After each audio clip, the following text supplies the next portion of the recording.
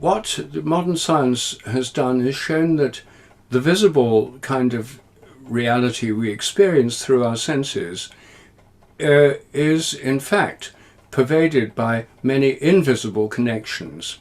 In fact, Isaac Newton in the 17th century, when modern science really began through the scientific revolution of the 17th century, came up with a vision of universal interconnectedness in his theory of gravitation, that every particle of matter in the universe attracts every other particle of matter. The whole of nature is interrelated by invisible interconnections.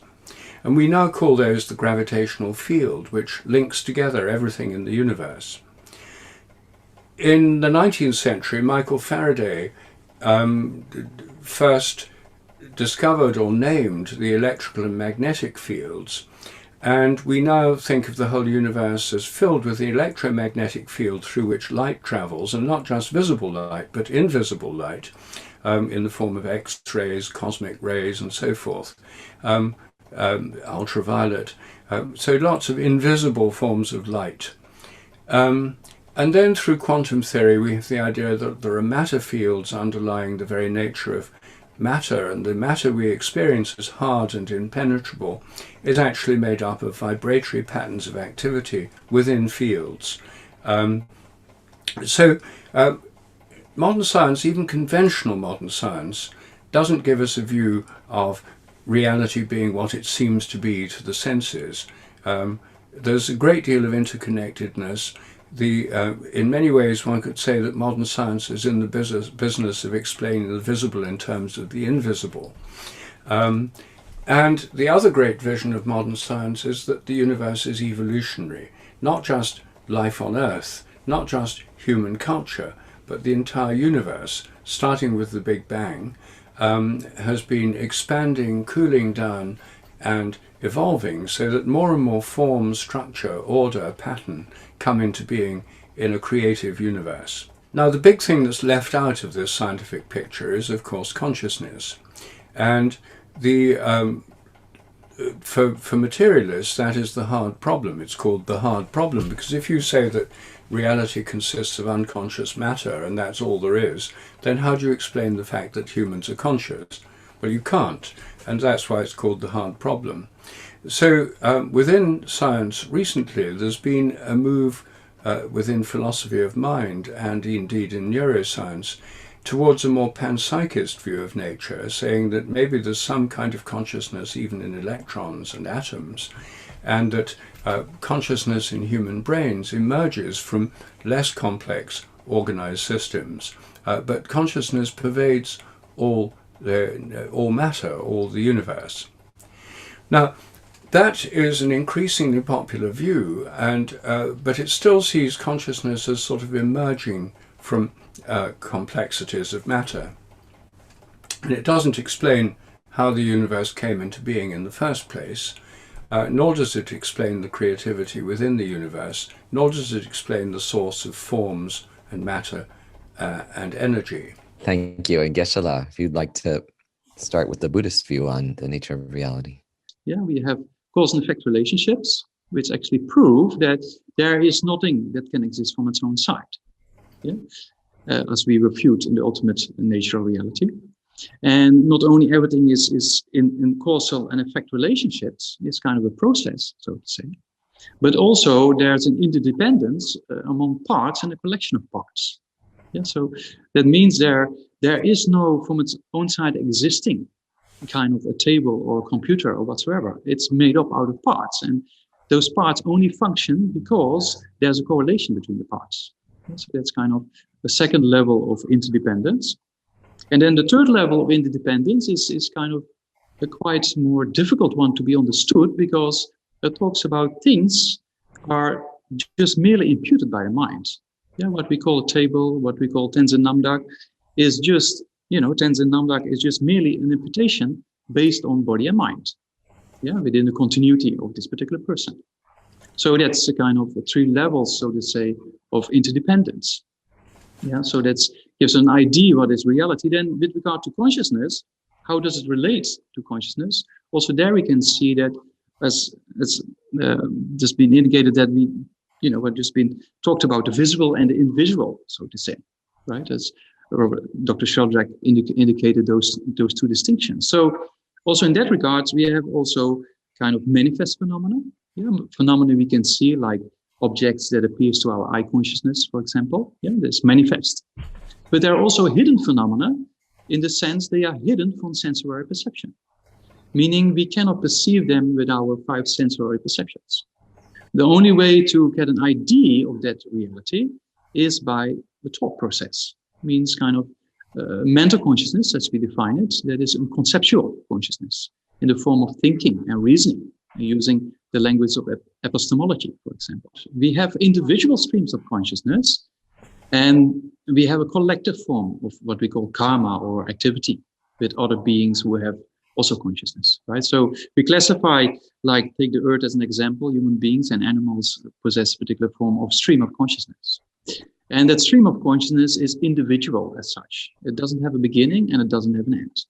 Because every moment of consciousness can only be produced by consciousness itself. A similar cause should create the next moment. So then we come to a kind of infinite kind of recession or infinite kind of moments where there's actually no beginning of the individual streams of consciousness. And as you know, also in Hindu philosophy, it talks about universal consciousness, for example, or you become one with God's consciousness, right?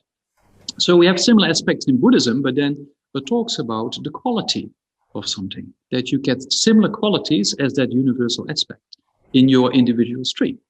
So that's kind of a differentiation between becoming one with universal consciousness. We say we become a Buddha eventually. That means that we get the same qualities. It's not that our stream of consciousness merges with the stream of another consciousness. That's not the case, but we get the similar qualifications or the similar kind of aspects of consciousness. Right? We have all these probabilities in our mind. So that means if we get rid of destructive emotions in the kind of process of purification, process of meditation on different aspects of the nature of reality, we can eliminate those kind of probabilities of the negative thoughts or the probabilities of destructive emotions as such.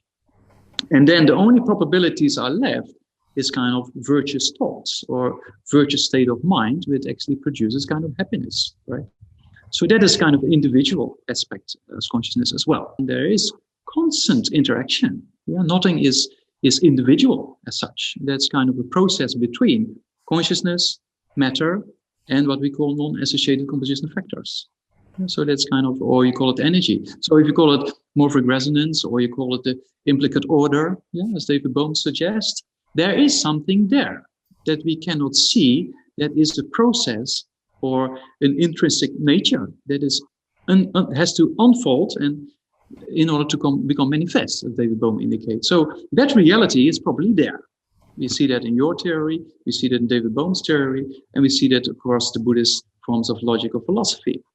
When I first met David Bohm, he thought of this as a kind of one-way process. The implicate order folds out into the explicate order. And my criticism of that was it was like Platonism in Western philosophy, that there's an eternal realm of forms or ideas that gives rise to the world we live in. But there's no memory in that. And Platonism doesn't have a memory in nature.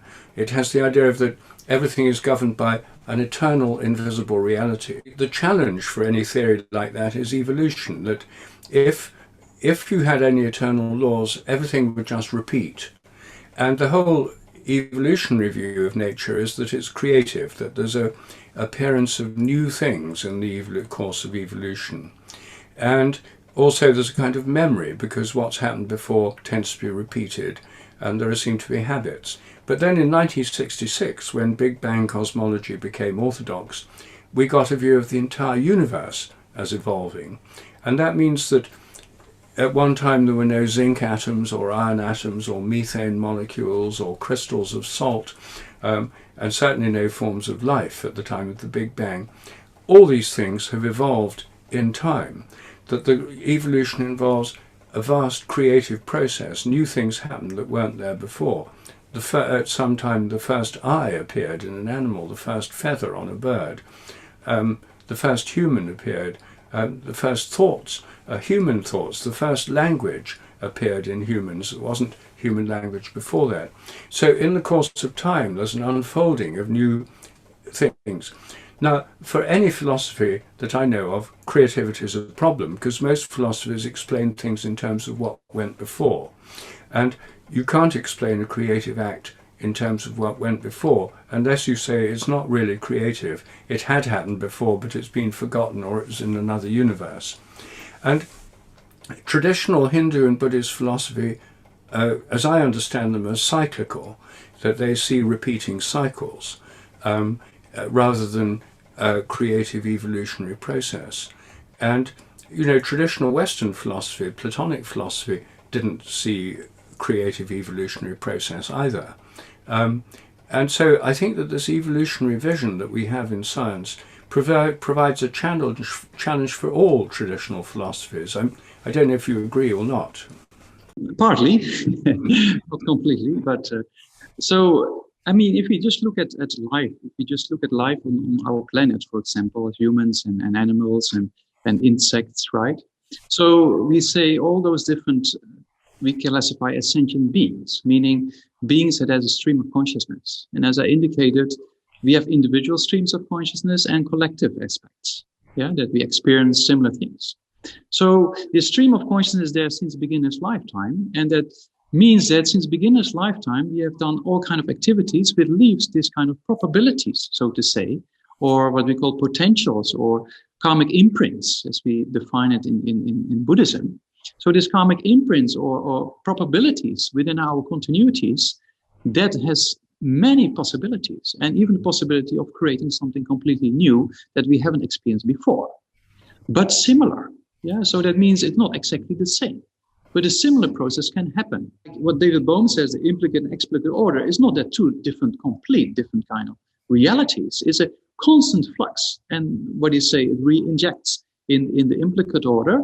It's memory, so to say, or it's disintegratedness, right? So it's a flux of becoming more manifest, and because the flux of becoming more manifest or becoming more dormant, because there's different levels of reality, and the information that is stored, or the memory, if you want to call it, that is stored, is this disintegratedness of previous moments, right? And that is not classified as matter or as consciousness, but it interacts with those two, and it interacts with external conditions as well. So that gives an opportunity for us to develop or have this kind of creativity of new plants we haven't seen before, or human beings developing in a different way, though similar, but different outlook than previous forms of human beings, for example. The idea of probabilities, of course, is standard in modern science. I mean, it's interesting that this is part of the Buddhist approach, because probability is the very basis of quantum theory and indeed practically everything else in science. In the 19th century, people thought that everything was predictable and completely fixed. And now we recognize that through quantum theory, through chaos and complexity theory, that actually practically everything is probabilistic. I'd love to see a Buddhist university with Buddhist neuroscientists doing research on memory going beyond the materialist theory. Unfortunately, science is a kind of tyranny at the moment in all countries. Whatever people's philosophy, they all do the same kind of science. And, you know, but it would be wonderful to think that in Tibet or in Thailand or in Sri Lanka or in some Buddhist country that there would be a Buddhist university doing science in a completely different way. It's not that it will happen, it already happened, right? Because we have a lot of research being done between the correlation of consciousness and brain activity. Yeah, so Richard Davidson, for example, is one of probably the world leading experts in the field of what effect does our consciousness in particular with regards to mental state of meditators, how does it influence the brain? Yeah? And also in the fields of for example, obsessive compulsive disorder, there's a lot of research being done between the correlation of consciousness, what we call consciousness, and the physical brain. Yeah, there's a correlation, but is that correlation causal? And so how does consciousness produce a particular brain activity, or does brain activity produce a particular state of consciousness? There are these kind of research already going on in the monasteries itself, right? In my own monastery, Sergei, we have a science department which, has a lot of kind of relationships with university in the West, and they do a lot of kind of research regarding, brain activity as such. So it is developing, right? It just needs some more time and funding and effort. Yeah. So that's but it's true time, because we've been given 9 questions and we didn't even go to one of them. So Well, thank you. Well, Delighted to hear it's happening in monasteries as well. I didn't know that. Very, very pleased to hear that.